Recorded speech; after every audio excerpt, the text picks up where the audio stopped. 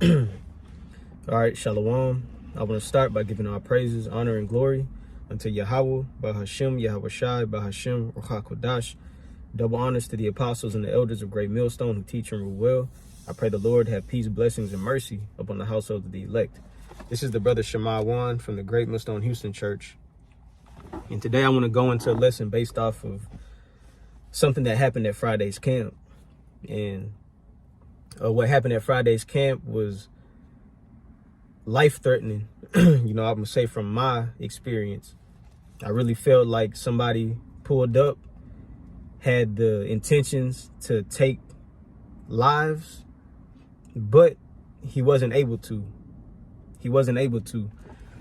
So with that being said, I'm gonna just share what happened at camp and get a few precepts, then I'll wrap it up. It shouldn't be too long, but I pray this will be edifying to the Lord's elect. So Friday at camp, this guy pulled up. Mind you, it's probably like closer to 8:30, 9 o'clock maybe. So this guy, he pulls up across the street from where we bring it out. Lately, or in the past, we started breaking up into 3 groups. The camp is growing, so we branching off into 3 areas. You got 2 camps on the outside, then you got the heads in the middle. So we're one of the outside camps. And where the guy pulled up, he can't be seen by the other camps, but the elders could still see us for the most part, but they can't see where the guy is who pulled up. So he pulls up and he rolls all his windows down and he starts blasting some Christian music. So obviously he knows what we do. He knows that we're not Christians. We're the Israelites.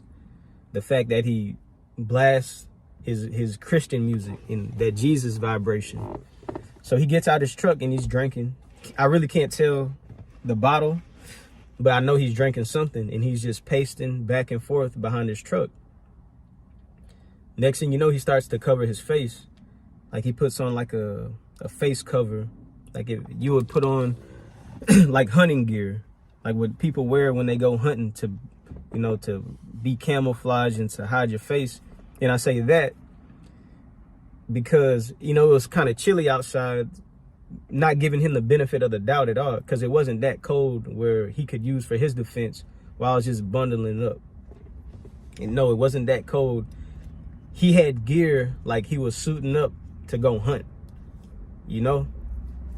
So he has his face covered and he has like some metal knee pads on.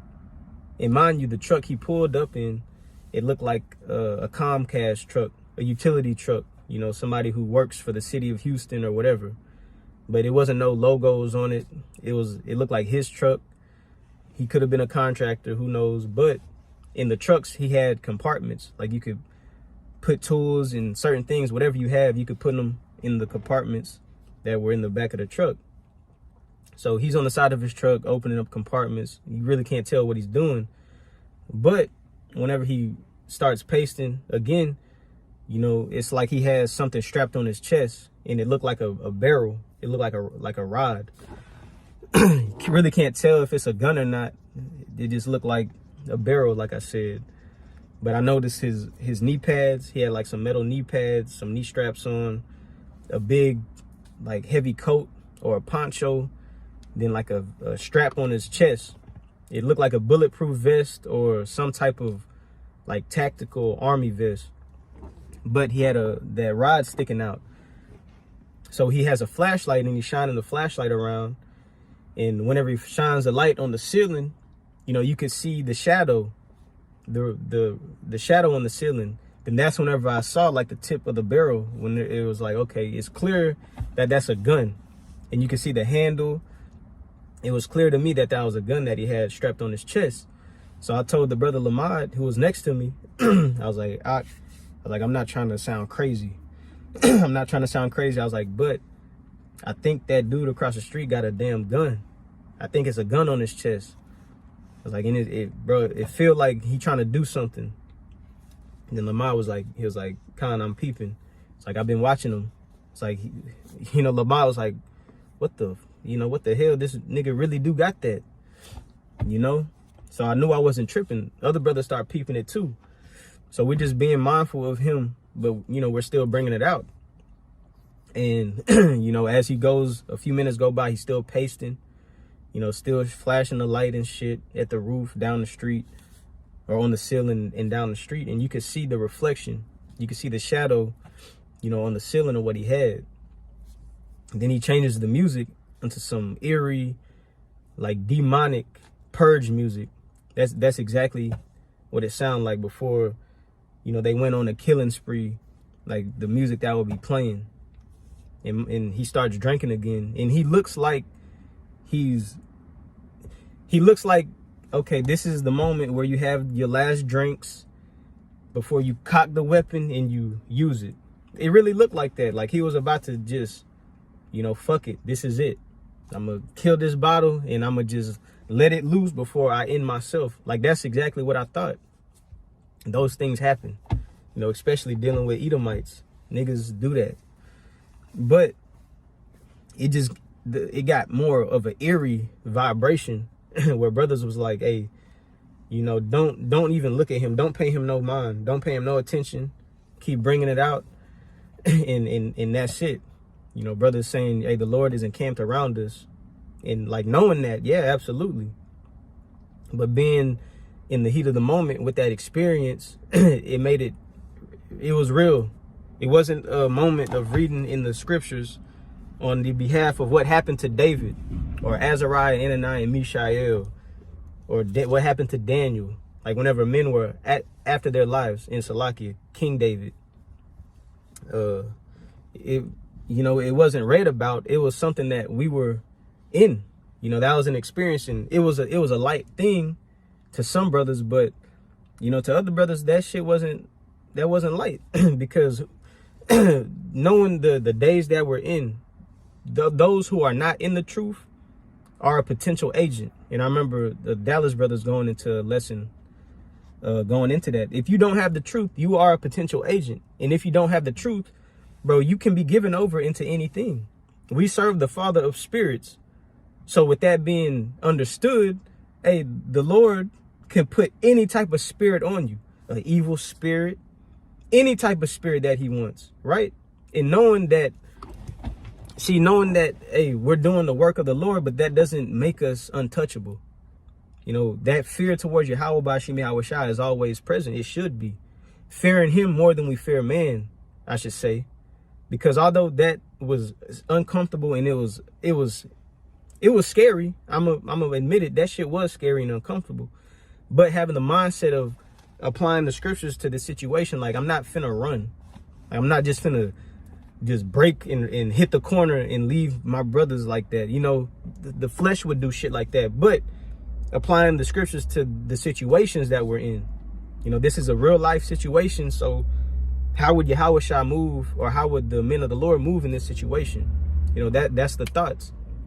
So just peeping this guy out, you know, peeping him out and looking at him is getting more uncomfortable. So we close camp and we go tell the elder, Elder Altazari, I saw Shemala telling him. Then he peeps it out. Then the guy, he moves. He comes closer to where, you know, all the brothers are now at the main camp in the same eerie shit, you know. Then hearing the elder do a lesson, he said a woman started recording the guy in the truck now. So it was noticed by other individuals too, like something ain't right. So long story short, the elder ended up making a move, go peep him out. Then the police pull up, you know, heavy, surround the guy, and you know, that's all I know. But matter of fact, let me read this precept because, you know, this is my perspective or my experience from that encounter. This is John. Let me see. Hold on. This is John chapter 17 in verse 14.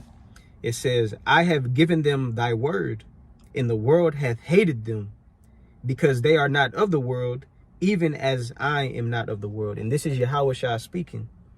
And just comparing it to the situation at Camp Friday. You know, the guy pulled up blasting Christianity music. So he already knew Like, hey, whatever it is that they're teaching, that's garbage. So he hates us due to the doctrine that we preach. He hates the testimony of Yahushua. He hates the spirit of prophecy.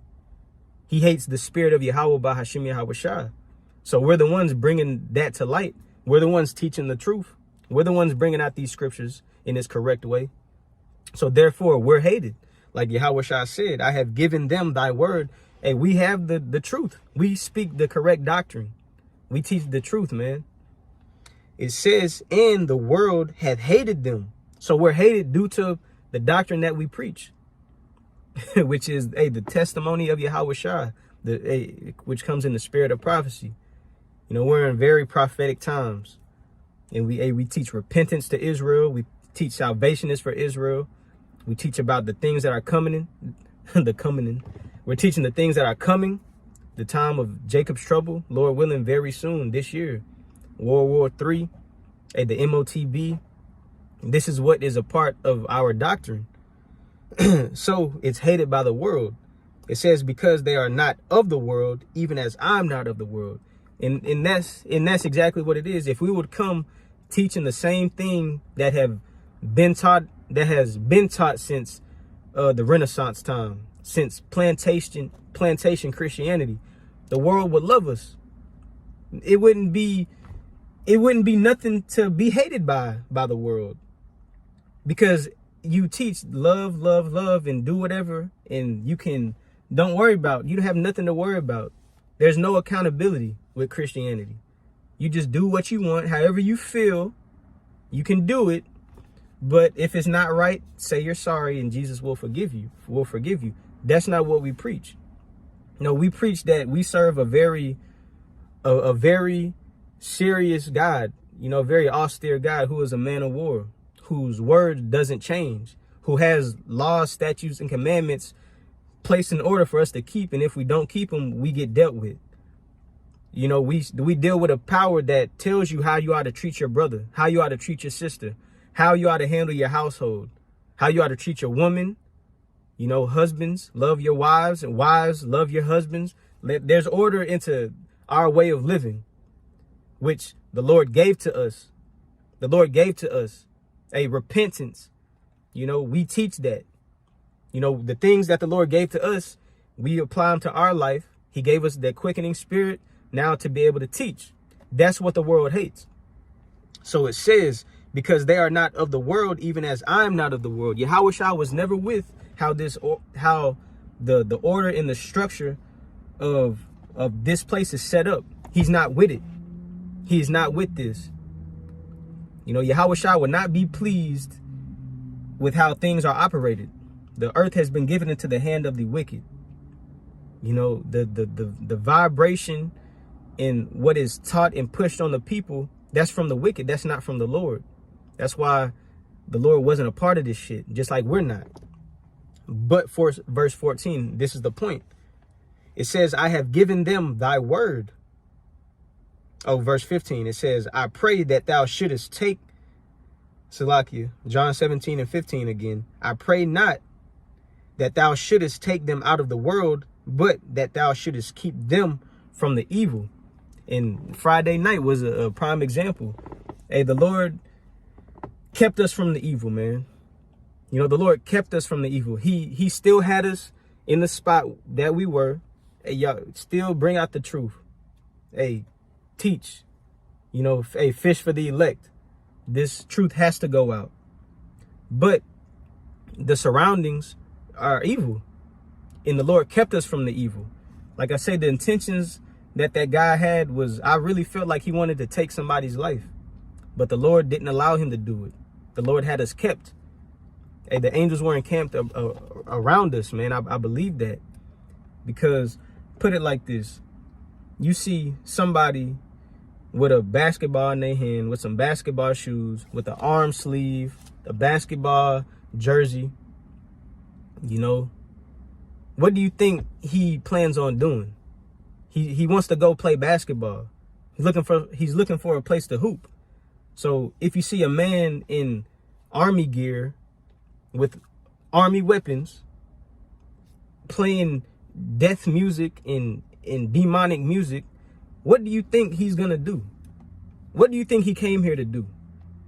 You know, just connect the dots. He came here to display what the fuck he got on his mind. You know, but the Lord did not allow him to do that. Man's going of the Lord, so how can a man understand his own way? Yeah, wherever he left, he probably had the intentions to do some shit like that. But guess what? The Lord didn't allow him to do it. But it just shows you the times that we're in. You know, the world hates us for what we teach, because we're followers of Yahweh Shai. Those that believe in Yahweh Bashim Yahweh Shai, hey, you're a part of that too. You don't just have to be out there teaching. Shit, brothers on the other side, you're a part of that too. You know, hey, those at home who listen, you are a part of that too. You know, you're going to be hated by the world if you really follow Yahweh Shai. But, hey, the evils that are in the world, the Lord is going to keep us away from them. You know, hey, it was a bad time being, you know, in the presence of that shit. It was uncomfortable. Man, that was uncomfortable. But, hey, being in the heat of that moment, the Lord allowed us not to be touched. So let me get this, and I'll wrap it up. I just wanted to share that account Friday, but this is Romans chapter 12 and 1. Romans chapter 12 and 1, it says, I beseech you, therefore, brethren, by the mercies of Yahweh Bashim Yahweh Shai, that ye present your bodies a living sacrifice, holy, acceptable unto Yahweh Bashim Yahweh Shai, which is your reasonable service. And that was felt as being, you know, in that situation of, damn, this could be a physical sacrifice as well. You know, the spiritual sacrifice is us doing the work, man. You know, offering that sacrifice to the Lord, which has to be holy. That's why it's the doctrine that we preach. It separates itself from what this world pushes. You know, the world's doctrine holds no truth. It holds no truth. You know, but the doctrine of Yahweh Ba'ashim Yahweh Shai, that testimony, hey, that's where the truth is, man. You know, hey, I know people get in their feelings, but who has the truth, man? The sincere men of Great Millstone, the apostles on down, the 100% truth according to what is out, you know, is what is out there. The things that can be known are known. You know, hey, the things that can lead a man to salvation are known. And it's taught and lived. You know, it's not for show. That's why Romans 12 and 1, that was lived. That was an experience, making your body as a living sacrifice. You know, being mindful of what we're up here doing. We're up here teaching in the name of Yahweh Shai. So therefore, evil is always present. You know, the world crucifies Yahweh Shai. They mark Yahweh Shai out. And here we are uncovering that. Now we're bringing his name back to life. Yahweh Bashim Yahweh Shai's name is being brought back to life. You know, and the Lord is allowing us to have a part in doing so. So that's why the world hates us. You know, the truth is sharper than the two-edged sword. These niggas are cut and wounded and can't be healed. So they get emotional and they get overcharged by them evil spirits and them unclean spirits. And we're a target. But Yahweh Shai is in control. He's the one in authority. You know? But it says, which is our reasonable service. So this is something expected. This is what we have to do. You know? Let me see. Let me read another one in John real quick. This is John chapter 15 in verse 18. It says, if the world hates you, you know that it hated me before it hated you. And this is Yahweh Shai speaking. Man, Yahweh Shai, man, people were after his life whenever he was a baby. You know, Herod trying to find him and put him to death as a child. Yahweh Shai been a target, man. So just imagine us now, being a follower of Yahweh Shai, we walked into being a target too. So it says, if the world hates you, know that it hated me before it hated you. If ye were of the world would love his own. But because ye are not of the world, but I have chosen you out of the world, therefore the world hateth you. And I'd rather be hated by the world and kept by Yahushua. You know, and going through that Friday, it really made me hate this world even that much more. I can honestly say that it made me hate this bitch even that much more, man. You know, because it's going to be so nice whenever Yahushua is going to start dealing with these niggas that try to inflict harm, pain, and suffering, and all these mockers and scoffers. Whenever the Lord is going to start dealing with these niggas, man. And Lord willing, we're going to be rejoicing and we're going to be comfortable in that time. You know, because right now that demon was probably comfortable, you know, laced up with his weapons. Oh, he felt good. He felt untouchable. He felt good. But in his eyes, he was good and we were the ones in a bad case. But little did he know, nigga, it'd be more encamped around us than are with you. Just like in the history of the scriptures, man. What happened to Elisha in the book of Kings, the book of 2 Kings, I believe, the 6th chapter, if I'm not mistaken. I ain't gonna get it for time's sake, but I just wanted to share that, man. It was real. It was in our face. You know, dealing with that, it was uncomfortable, but the Lord kept us away from the evil. He didn't take us out of the world, but he kept us from that evil. You know, and these niggas don't know, they don't understand the times that we're in. Hey, it's the time of Jacob's trouble. Lord willing, it starts soon, man. And trouble is coming to Jake.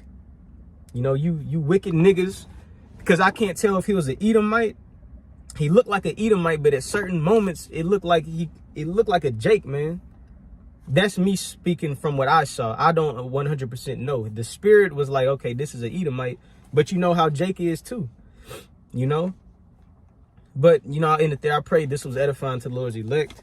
Just having the mindset of, hey, if we follow Yahushua, hey, that makes us a target.